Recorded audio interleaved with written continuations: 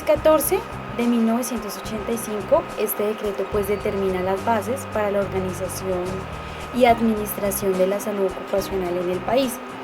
En este decreto se desprenden 8 capítulos, del cual pues nos hacen mención las disposiciones generales y definiciones, las responsabilidades que tiene el trabajador para con el empleador,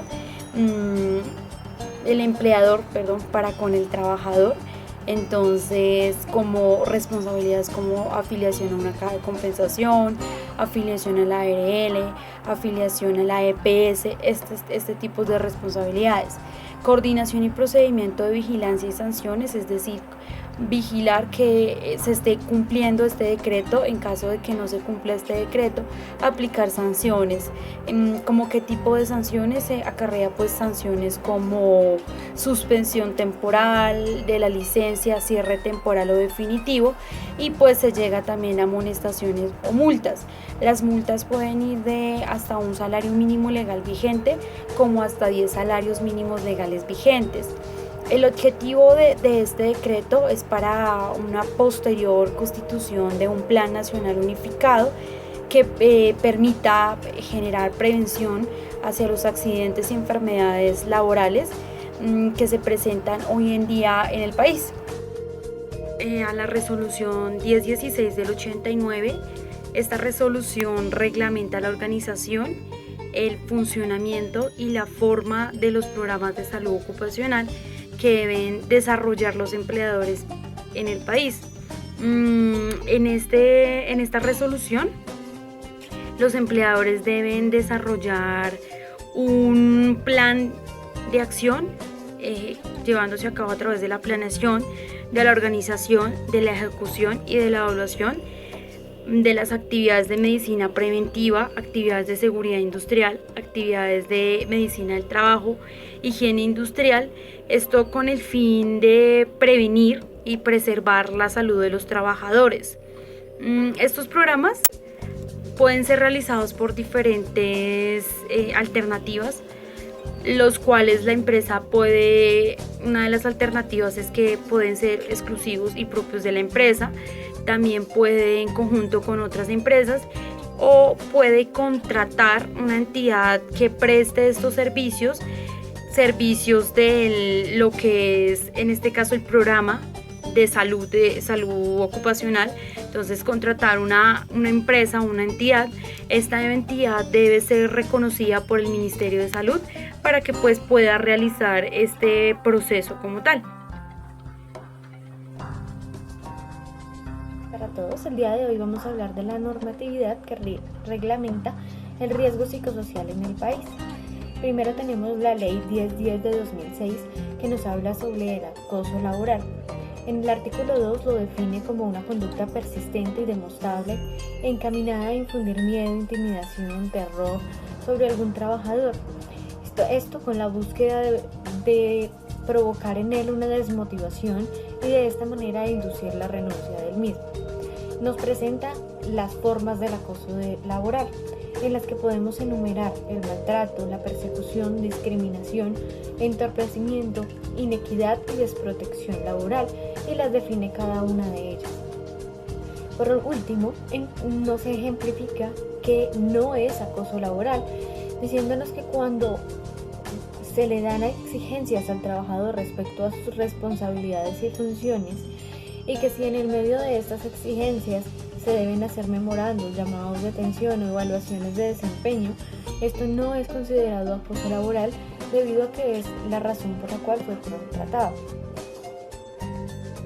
Por otro lado, tenemos la resolución 2646 de 2008, en donde se habla sobre los factores de riesgo psicosocial. Los determina en 3 tipos de condiciones: intralaboral, extralaboral y los factores individuales. Nos habla de los factores a nivel intralaboral, que vienen encaminados a las demandas de trabajo, es decir, a las cargas del trabajo, de las funciones que desarrolla, de su puesto de trabajo, al control sobre el trabajo, es decir, al poder que tiene de decisión sobre las actividades que desarrolla, al liderazgo y las relaciones que tiene con sus compañeros de trabajo, con sus superiores, con clientes, y a la recompensa, sea económica o emocional, que recibe como retribución a las funciones que está desarrollando. Respecto a los factores de riesgo psicosocial extralaboral, entonces nos menciona la importancia del entorno familiar, social y económico, lo que podemos llamar una red de apoyo social. Nos habla de las condiciones de la vivienda, de lo que hace en su tiempo libre y de los tiempos de desplazamiento que le pueden ocasionar estrés al trabajador. Por otro lado, nos habla de los factores individuales. Aquí hablamos sobre la información demográfica, sexo, edad, nivel socioeconómico, nivel educativo. Hablamos de personalidad y afrontamiento y hablamos de las condiciones de salud de cada persona. Nos habla también la resolución 2646 de la batería de riesgo psicosocial, que es una batería de instrumentos que fue desarrollada por la Universidad Javeriana y el Ministerio de Protección Social, en donde habla de estos factores de los que mencionaba anteriormente y tiene un cuestionario específico para cada uno de ellos. Permite evaluar los factores, determinar los niveles de riesgo, si se presenta riesgo o si no tenemos ningún riesgo dentro de la empresa, para de esta manera poder determinar algunas medidas de intervención. Nos habla por último de las responsabilidades de los diferentes actores, es decir, de las empresas, la ARL, los mismos trabajadores, en todo el proceso de identificación y de intervención y control del riesgo psicosocial. Buenas tardes. El día de hoy vamos a referenciar lo que es el decreto 1477 de 2014. Este va articulado con el decreto ley 1562 de 2012 y nos indica cuáles son las enfermedades laborales relacionadas a cada uno de los diferentes factores que la tabla de enfermedades laborales, la última que ha salido para Colombia, nos indica que en el numeral 4 específicamente existen 5 y el 4 depende para los agentes psicosociales que se pueden desencadenar en los lugares de trabajo, indicándonos así este decreto que, por ejemplo, encontramos en ese documento lo que son agentes etiológicos, factores de riesgo ocupacional, ocupaciones e industrias, y por otra parte otro segmento que dice enfermedades.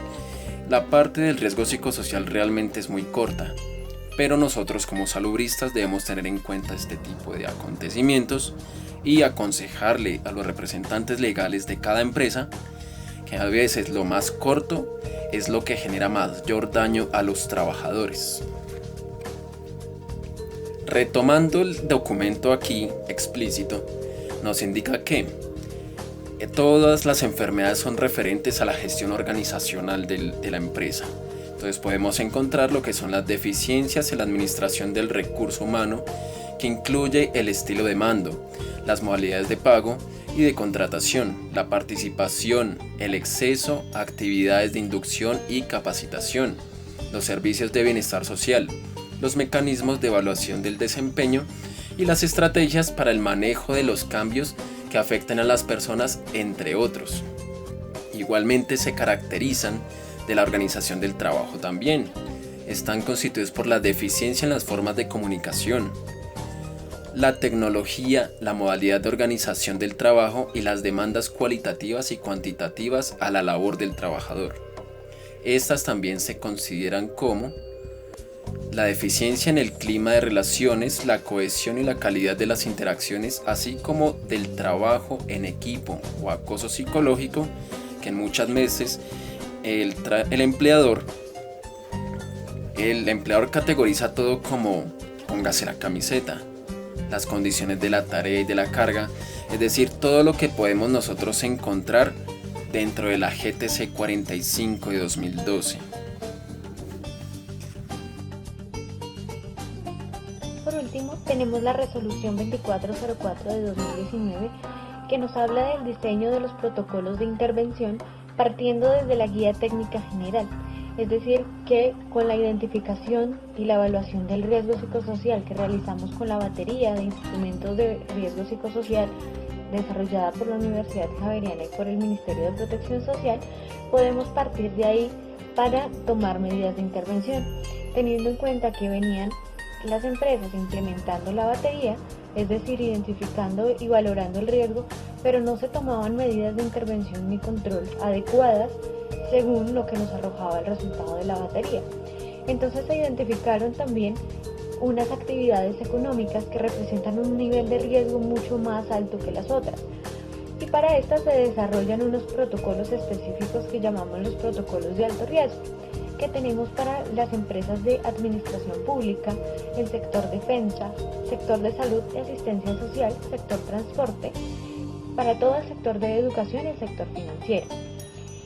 Por otro lado, nos presenta también unos protocolos de prevención y actuación para ya casos específicos que se identifican.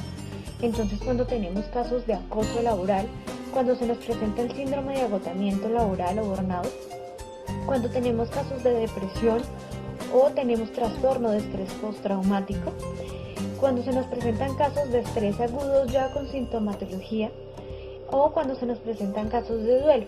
Es decir, que todas las empresas son responsables de desarrollar estos protocolos e implementarlos de una manera adecuada con el fin de dar gestión al riesgo psicosocial a nivel interno. Nos especifica también cómo debemos manejar la batería de riesgo psicosocial.